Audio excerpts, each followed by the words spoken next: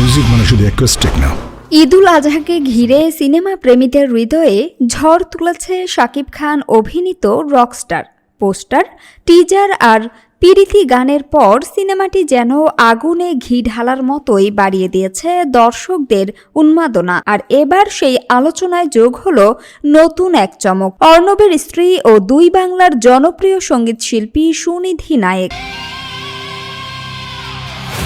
জানা গেছে রকস্টার সিনেমার একটি গুরুত্বপূর্ণ বিশেষ চরিত্রে অভিনয় করেছেন সুনিধি, যেন গানের মঞ্চ থেকে হঠাৎ রূপালী পর্দায় উড়ে আসা এক নতুন পাখি। সিনেমাটির শেষ দিকের শুটিংয়ে অংশ নিয়েছেন বলেও জানান তিনি। তবে বিষয়টি নিয়ে এখনও রহস্যের কুয়াশা পুরোপুরি কাটেনি। সুনিধির ভাষ্য, এ বিষয়ে আমি কিছুই বলতে পারবো না, পরিচালকই বিস্তারিত জানাতে পারবেন।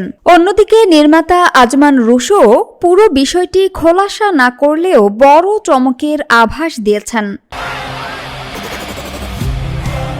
রবীন্দ্রসঙ্গীতের সুরে শ্রোতাদের হৃদয় জয় করা সুনিধি নায়েক ও যে মানে না মানা, বন্ধু রহ সাথে ও বুক বেঁধে তুই দাঁড়া দেখির মতো গান দিয়ে দুই বাংলায় আলাদা পরিচিতি পেয়েছেন। শাস্ত্রীয় সঙ্গীতেও রয়েছে তার সাবলীল বিচরণ। শান্তিনিকেতনের সাংস্কৃতিক আবহে বেড়ে ওঠা এই শিল্পী বর্তমানে ঢাকায় বসবাস করছেন এবং নিয়মিত বিভিন্ন কনসার্ট ও আয়োজনে মাতিয়ে তুলছেন ভক্তদের।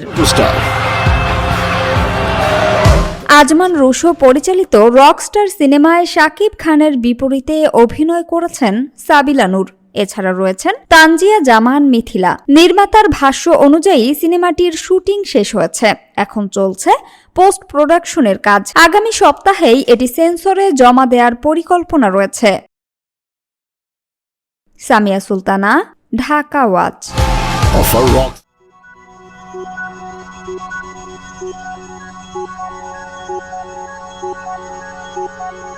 Thank you.